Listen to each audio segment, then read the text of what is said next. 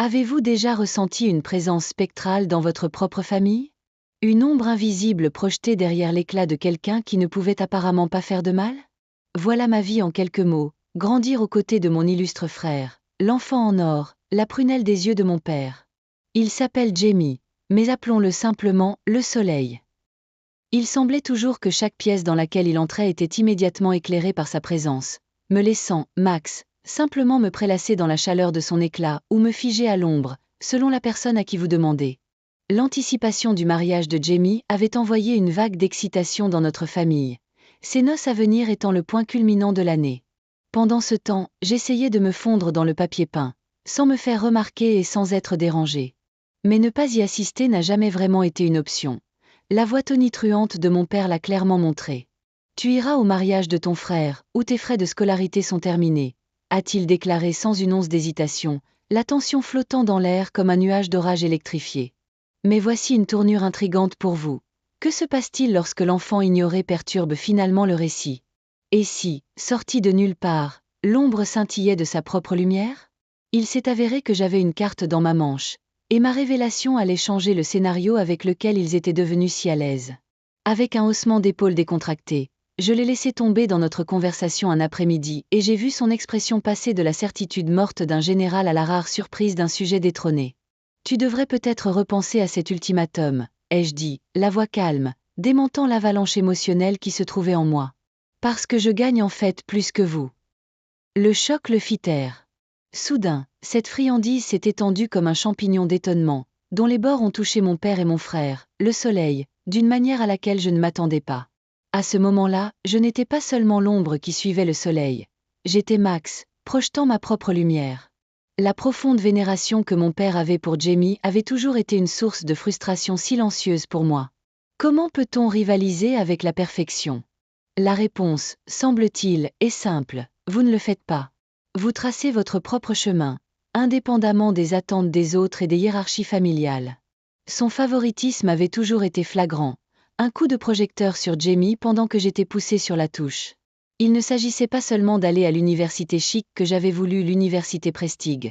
Son nom est comme un rêve lointain pour être fermement poussé vers l'option locale afin que mon cher Jamie ne se sente pas éclipsé. Ce qui se cachait derrière les exigences de mon père, c'était bien plus qu'un désir de me voir assister à un mariage.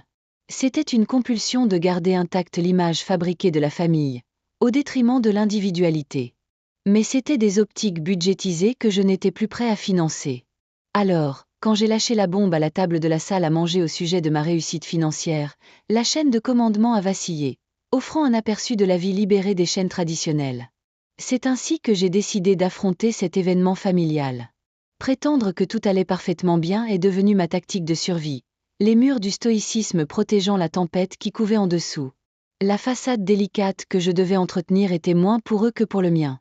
Si on lui demandait « Qu'en est-il de ton père maintenant ?» Je disais simplement « Je suis prêt à réécrire ma propre histoire. » Titre : l'histoire de deux frères et sœurs et d'une division familiale. En m'installant dans l'ambiance de l'automne 2023, alors que les feuilles dorées croustillantes tapissaient doucement notre cour avant, je me suis retrouvée retranchée dans une bataille familiale qui semblait s'approfondir d'année en année. Je m'appelle Sawyer Thompson, j'ai 22 ans et j'ai toujours lutté pour être la figure de l'ombre dans le récit de ma famille. Mon frère, Dylan, l'enfant en or, avait prévu son mariage pour le 15 octobre, un événement auquel mon père a insisté, même si cela signifiait profiter de mes frais de scolarité pour m'assurer d'être présent. En grandissant à Richmond, en Virginie, j'étais régulièrement négligée au profit de Dylan. Mon père, Robert Thompson, n'a jamais caché sa préférence pour son premier-né. Il s'agissait toujours des réalisations de Dylan. Ses trophées de football bordaient les étagères du salon, et chaque tableau d'honneur et certificat de réussite était rapidement encadré et affiché. Pendant ce temps, mes réalisations étaient à peine entrevues, cachées dans un coin de notre vie de famille. Le dernier épisode de notre saga fraternelle a eu lieu avec les noces imminentes de Dylan avec sa petite amie d'université, Nathalie, un mariage qui devait être une production digne d'une grande mélodie historique. Le mariage, qui a eu lieu à l'opulent hôtel Jefferson, promettait une assemblée de fleurs exquises, un dîner gastronomique et un quatuor à cordes. Pourtant, le scintillement de l'élégance n'a rien fait pour masquer les fissures au sein de notre famille. Voyez-vous, mon admission à l'université de Stanford 1 an auparavant avait été une occasion mémorable pour moi, un témoignage de mes propres capacités au-delà de l'ombre que ma famille projetait souvent. Mais pour mon père, la nouvelle était plus un handicap qu'une victoire. L'université locale, avait-il insisté, un mantra qui privilégiait le statu quo de la faveur familiale plutôt que ma croissance personnelle. Son raisonnement était un rappel indélébile du favoritisme profondément enraciné. Nous ne voulons pas que Dylan se sente inadéquat de quelque manière que ce soit. Face à l'ultimatum posé par le mariage de Dylan, j'ai décidé de briser l'illusion soigneusement préparée du contrôle patriarcal de mes parents. Ce que mon père ne savait pas, ou a peut-être refusé de reconnaître, c'est que mes compétences et mon dévouement dans le développement technologique et le codage indépendant m'avaient déjà assuré une indépendance financière qu'il ne pouvait pas menacer. Rien que l'été dernier, j'ai réussi à gagner un salaire supérieur à son salaire annuel. La révélation de ma sécurité financière a déclenché un silence stupéfait lors de notre dernière discussion. Ma mère, Olivia, les yeux s'adoucissant de compréhension, a saisi ma main sous la table à manger. J'avais son soutien tacite, bien qu'elle se risquait rarement à l'exprimer plutôt qu'à l'harmonie familiale. « Papa », ai-je dit, me penchant en arrière dans mon fauteuil avec une nonchalance calculée, « j'apprécie tout ce que tu as fait, mais financièrement, je suis couvert. Je choisis mon destin. » Mais le choix restait, assister ou ne pas y assister. De mon côté, ce n'était pas motivé par du ressentiment envers Dylan. Lui et moi avions navigué dans notre relation comme des diplomates prudents. Dylan n'a jamais été intentionnellement malveillant. Au contraire, il était un bienfaiteur passif du favoritisme de mon père, une dynamique dont il semblait souvent inconscient, pris dans les éloges qui lui étaient infligés. Alors que je me préparais à prendre mon vol de retour en Californie pour le semestre, j'ai lutté contre des loyautés divisées, un ancrage de l'amour fraternel contre ma propre indépendance naissante. Pouvais-je, avec clarté, observer le plus grand jour de mon frère en tant que simple spectateur, applaudissant comme j'avais été formé à le faire? Où y avait-il plus dans ce chapitre de ma vie? Je n'ai aucune rancune pour le mariage de mon frère, et je ne veux pas non plus lui voler la vedette. Pourtant, une voix qui réclame avec persistance ma propre identité remet aujourd'hui en question le récit de ma famille. Au fur et à mesure que l'histoire se déroule, j'ai tendance à trouver un équilibre, à tracer un chemin où les liens familiaux et les aspirations personnelles peuvent coexister sans que l'un éclipse l'autre. Dans ce brouillard familial d'attente et de choix se pose l'éternelle question. Qui suis-je au milieu de ce paysage de favoritisme et d'individualité? Pour l'instant, du moins, la réponse réside doucement dans ma quête de croissance, où je jette les bases d'un nouveau chapitre, peu importe où les divisions familiales ou les réconciliations peuvent nous mener. Terminer la partie 2. Sawyer navigue dans les complexités de l'identité et de la famille. Se forger un avenir sans renoncer au passé familial. Rester à l'écoute pour d'autres aventures dans le cœur et l'esprit du deuxième fils. Dans le monde de la dynamique familiale, le respect et l'égalité se retrouvent souvent ébranlés dans les contraintes de la tradition et du favoritisme. Il ne s'agit pas seulement d'un cas d'un enfant en or éclipsant les autres. Il s'agit de la façon dont de tels déséquilibres peuvent fausser les perspectives et corroder le cœur d'une unité familiale. Approfondissons l'histoire de Tessa, notre protagoniste, qui se trouve à la croisée du devoir et de la découverte de soi. Son père, M. Edwards, vit dans une conviction inébranlable qui a longtemps entravé toute tentative d'impartialité au sein de la maison Edwards. Les nuances de préjugés drapées sur sa vision signifiaient que son frère, Alex, avec son sourire lumineux et ses réalisations exceptionnelles, devenait le soleil autour duquel la famille tournait. Pourtant, en se concentrant entièrement sur le génie d'Alex, M. Edwards n'a pas réussi à apprécier le lustre unique que Tessa possédait elle-même. Un lustre qui ne s'est pas estompé dans l'ombre, mais qui a plutôt témoigné de sa force intérieure et de sa résilience. Alors que M. Edwards intimide au sujet des frais de scolarité et du devoir familial, Tessa se trouve à un moment charnière. Résolue à réaliser que ses réalisations n'ont plus besoin de l'approbation confisquée de la famille, elle révèle son indépendance auto-gagnée par des moyens financiers, une foulée qui aveugle son père et réécrit la dynamique de leur relation. C'était une affirmation, aussi vibrante que n'importe quelle distinction officielle, symbolisant une rupture avec le besoin paralysant de validation. Cependant, ce triomphe n'était pas seulement une percée financière. Il a peint de couleurs vives les profondeurs de son estime de soi. Tessa avait toujours considéré ses études comme un moyen de s'échapper et de se transformer, un ciseau métaphorique qui non seulement trace son propre chemin, mais qui brise également les barrières inflexibles des attentes préconçues établies par sa famille. L'insistance de M. Edwards sur la fréquentation de l'université locale était censée être enracinée dans le but d'éviter la discorde. « Ne laissez pas votre frère se sentir inférieur », faisait-il écho. Mais ces mots étaient le miroir d'une insécurité plus profonde, la peur du déséquilibre et peut-être inconsciemment, la rupture d'une hiérarchie familiale de longue date. Il s'agissait d'une hiérarchie conçue non pas par malveillance, mais plutôt par un héritage générationnel trop enraciné pour être démantelé sans provoquer de vagues. Mais n'oublions pas Alex lui-même. Derrière chaque charismatique, le leader réside dans les nuances de l'incertitude. Le visage public de la confiance masque souvent les ombres du doute, et dans quelques instants loin des projecteurs, Alex se débat avec les attentes d'un succès perpétuel. La révélation de Tessa n'était pas seulement un changement familial pour lui, elle a libéré une peur rarement exprimée, que toutes les réalisations pouvaient être assombries par des hypothèses et des préjugés non examinés. Au fur et à mesure que l'histoire se déroule, Tessa s'efforce de comprendre comment la croissance identitaire d'une personne n'est pas seulement une question de victoire personnelle, mais aussi de recherche d'un équilibre entre soi et l'identité collective. En défiant les préjugés profondément enracinés, Tessa commence à naviguer dans le labyrinthe intime de la redéfinition de la cohésion familiale. C'est un voyage qui révèle le tissage complexe du respect mutuel et du respect de soi, qui s'épanouit lorsque les frères et sœurs dépassent toute comparaison et que les parents honorent solennellement le parcours singulier de chaque enfant.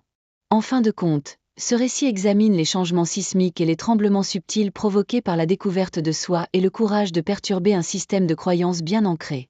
Tessa apprend que la véritable croissance implique souvent de se confronter à des mythes précieux, et par la vulnérabilité et la communication, de favoriser un environnement où chaque membre se sent vu dans son récit non filtré. Le respect ne s'épanouit jamais dans le silence ou la complaisance. Elle germe au milieu du dialogue où les vérités fondamentales sont à la fois remises en question et célébrées, révélant un paysage où chaque voix non seulement compte, mais résonne. Et alors que Tessa commence à tisser des fils de compréhension, elle invite sa famille à ne pas simplement assister à un mariage imposé par obligation, mais à choisir de participer au tissu émerge de l'égalité et de la reconnaissance qui considère chaque membre comme inestimable.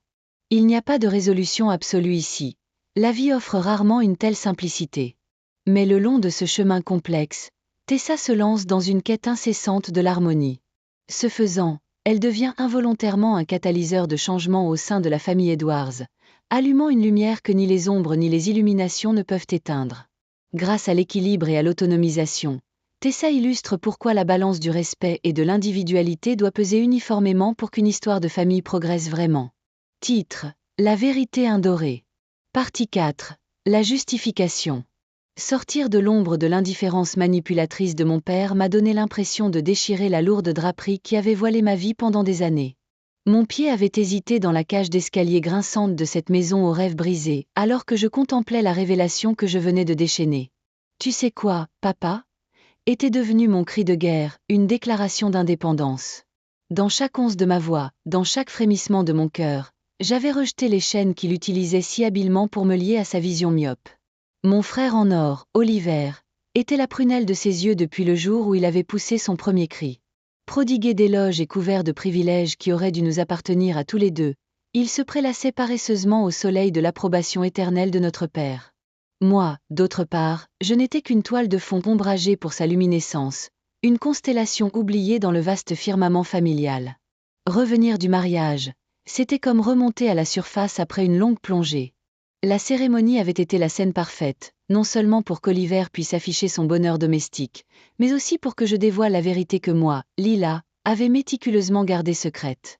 Mon père, bien sûr, avait continué son monologue paternel, tellement perdu dans son idéalisation du mythe familial qu'il n'a probablement même pas remarqué que les assiettes que je tenais s'étaient brisées sur le sol de la cuisine. Vous voyez, ma décision de préserver mon indépendance financière n'était pas seulement une rébellion, c'était le salut. Me noyer silencieusement sous leurs attentes ne m'aurait jamais permis de trouver un équilibre. J'avais assuré une carrière, rempli ma vie d'un travail significatif et construit une forteresse d'estime de soi que leur regard dédaigneux ne pourrait jamais pénétrer. Mon éducation dans une université prestigieuse m'avait armé, non pas de trophées à prendre la poussière, mais d'une confiance inébranlable. La nuit de la révélation, l'air du soir enveloppait la maison comme une épaisse couette, écœurant mes sens lorsque j'entrais dans le chaos attisé par ma déclaration. Ma mère, chère, douce, complice, jetait des regards nerveux entre mon père et moi, ses doigts délicats parcourant la nappe comme si elle cherchait du courage sous elle. Olivier, le sourire aussi doré que les boutons de manchette qu'il portait à la coutume, murmura quelque chose de jalousie, sûrement à moitié entendu par ceux qui étaient présents. « Ce n'est plus ton affaire, dis-je, ma voix stable comme l'étoile polaire. Ma vie est à moi de piloter, pas à vous de diriger. » L'incrédulité peinte sur le visage de mon père était une œuvre d'art que j'avais attendu des années de voir. C'était comme si ma voix avait soufflé du feu dans une froide nuit d'hiver, dissipant le brouillard glacé qui s'était installé depuis longtemps dans les coins de notre maison familiale. Qu'en est-il de la loyauté familiale, a-t-il répliqué, sa voix mêlée de désespoir dissimulé derrière un vernis d'autorité. L'ironie de ses paroles résonnait à travers moi comme un vent creux murmurant à travers les arbres arides. La loyauté, un concept qu'il a transformé en condamnation chaque fois que cela l'arrangeait, une monnaie qui ne s'échangeait que dans les limites de ses attentes. Le récit qui s'est déroulé alors, dans ses tentatives de reprendre le contrôle, était un récit que j'avais répété d'innombrables fois dans mon esprit. Une défense calculée du statu quo dans lequel il avait enveloppé ma vie. Mais d'un simple souffle, j'ai dissipé ces illusions. Le sourire qui se dessinait sur mes lèvres n'était pas celui de la cruauté, mais de la compréhension de la liberté pour laquelle j'avais lutté bec et ongles. En franchissant le seuil, les laissant mijoter dans le bouillonnement de leurs idéaux dépassés, j'ai ressenti un soulagement. La brise qui bruissait les arbres dans l'allée ressemblait à des applaudissements chuchotés de tous ceux qui, comme moi, avaient jamais osé s'écarter d'un chemin tracé par d'autres. Le reflet de ma voiture brillait de promesses sous le clair de lune, un char d'argent pour me porter vers la vie de mon dessein. La route s'étendait devant moi comme un chapitre non écrit. Chaque kilomètre que j'ai mis entre moi et cette demeure d'héritage erroné était une syllabe de libération, chaque tournant une inflexion de nouveau départ. Alors que les étoiles clignotaient d'un air approbateur au-dessus de moi, je savais que je ne serais pas seule. Mon chemin était imprégné de vérité, la boussole de mon cœur infaillible. L'histoire de Lila, l'enfant non doré, allait continuer à sculpter des destins au-delà des limites superficielles de la rivalité familiale. Je ne serais plus un spectateur secondaire dans ma propre vie. Maintenant, le monde était mon public, mais plus important encore, j'étais l'auteur d'une histoire puissante. Alors que la nuit peignait mon voyage dans des teintes de minuit, je me suis souvenu d'une vérité indéniable. Même si l'amour n'est pas toujours emballé sous les formes que nous attendons ou des quartiers que nous anticipons, il reste une force inflexible. Et à ce moment-là, libéré de l'histoire et sans limite dans son but, mon esprit s'est élancé, libre et déchaîné. Certainement. Voici la 5e partie avec une nouvelle tournure. À la suite de cette dispute pleine de tension, je me suis retrouvé assis dans ma chambre, les murs résonnant de souvenirs de ressentiments passés. Les mots de mon père ont résonné dans mon esprit, un battement de tambour implacable de son traitement préférentiel pour mon frère en or. Il en avait toujours été ainsi. Adrien, mon illustre frère, ne pouvait rien faire de mal aux yeux de notre père. L'invitation au mariage ressemblait plus à une convocation à regarder le point culminant de notre saga de rivalité entre frères et sœurs. Alors que je réfléchissais à l'équilibre délicat entre les attentes familiales et les aspirations personnelles, une résolution a commencé à se durcir en moi. Je n'allais pas laisser toute une vie de griefs accumulés dicter mon avenir. J'ai rassemblé mes pensées, les canalisant dans une détermination inébranlable à tracer mon chemin, libre des ombres projetées par la dynamique familiale. Le lendemain, je me suis assis avec mon père dans le salon, la lumière du matin projetant de longues ombres sur le tapis à motifs. Mon cœur battait à chaque seconde qui passait alors que je me préparais à dévoiler ma décision, un choix qui pourrait potentiellement rompre les liens d'une manière plus profonde que je ne l'avais prévu. Papa, commençai-je en choisissant mes mots avec soin, j'ai beaucoup réfléchi à ta demande d'assister au mariage d'Adriane, et j'ai décidé que je n'irai pas. Je comprends les conséquences que tu menaces, mais j'ai besoin que tu comprennes que mon avenir n'est pas un pion à exploiter à ta guise. Il m'a regardé, l'incrédulité gravant des lignes sur son visage. Tu fais une erreur, Alex, a-t-il répondu, la voix mêlée d'incrédulité et de frustration. La famille, c'est tout. Sans lui, qu'avez-vous? Le respect, papa, ai-je répliqué, le respect est tout. J'ai été négligée pendant trop longtemps, et il est temps que je me défende. Je suis fière de ce que j'ai accompli, et que vous le reconnaissiez ou non, c'est à vous de décider. Mais je ne le laisserai pas me définir. Il y eut une longue pause, chaque seconde s'étirant dans une éternité. J'ai regardé son expression changer, des lueurs de compréhension se mêlant à son entêtement paternel. C'était un pari capital, et je le savais. J'étais bien conscient des fissures qu'une telle position pouvait créer. Mais l'alternative, vivre dans une conformité silencieuse, était une suffocation existentielle que je refusais d'endurer. Finalement, il prit la parole, une note de résignation tintant sa voix. « Je vois », murmura-t-il en hochant lentement la tête, comme s'il reconnaissait pour la première fois le poids des motifs dans lesquels nous étions empêtrés depuis des années.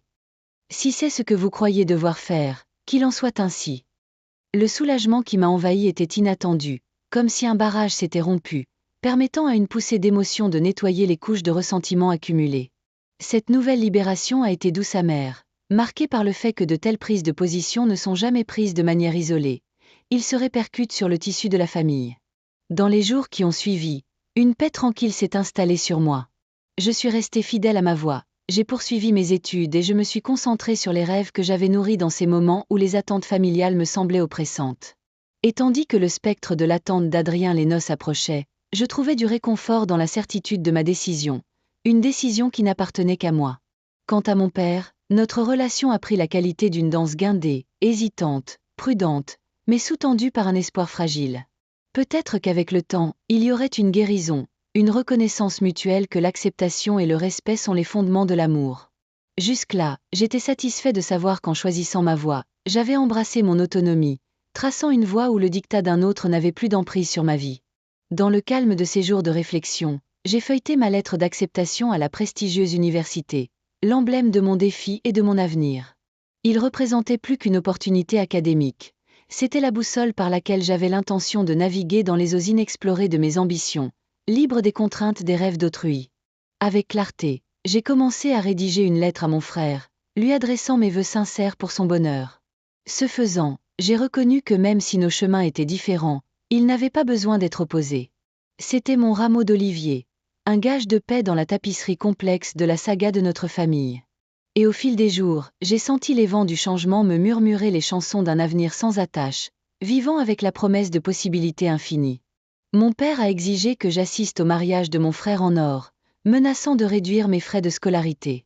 Ils ont été choqués quand j'ai révélé que je gagnais plus que lui.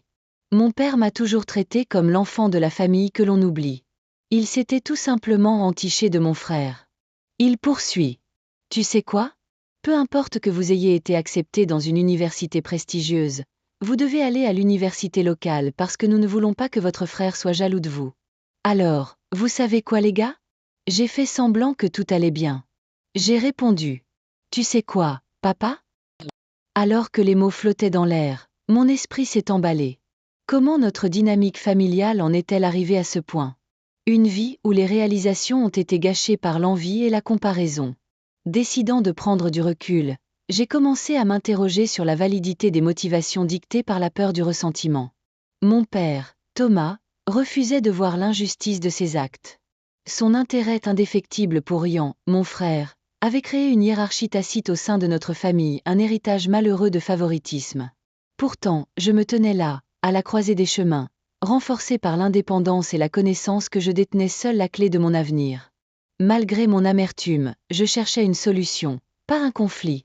Face à l'ultimatum de mon père, j'ai choisi de m'élever au-dessus de la coercition. L'université offrait plus que de l'éducation. Il promettait une évasion, un endroit où je pourrais me définir, libre de toute contrainte familiale. J'ai donc décidé de tracer mon chemin, sachant que c'était un pas vers l'authenticité et la découverte de soi. La possibilité de financer mes études de manière indépendante est devenue à la fois mon bouclier et mon insigne d'honneur. Bien que cette décision ait détérioré nos liens familiaux à court terme, elle a finalement remodelé notre relation. Peu à peu, à travers des changements subtils et de nouvelles perspectives, la perception de mon père a commencé à évoluer. La transition n'a pas été facile. Cependant, ma détermination à être considérée comme plus qu'une rivale de mon frère a fini par porter ses fruits. En fin de compte, la tension a servi de catalyseur, une perturbation nécessaire des modèles de longue date. Cela m'a appris l'importance de tenir bon face à l'adversité, la valeur de l'estime de soi et le courage de redéfinir les relations. Ce n'était pas seulement une victoire pour moi personnellement, ce fut une révolution tranquille pour notre famille. Et donc, si vous êtes confronté à un dilemme similaire, rappelez-vous, vous êtes votre plus grand défenseur. Donnez la priorité à vos rêves, car le respect de vous-même est la première étape pour obtenir le véritable respect des autres. Embrassez votre récit et n'ayez pas peur de prendre les rênes de votre voyage. Merci d'avoir écouté mon histoire. Pour plus d'histoires perspicaces et de leçons de vie, assurez-vous de vous abonner à notre chaîne et restez à l'écoute pour des histoires plus captivantes.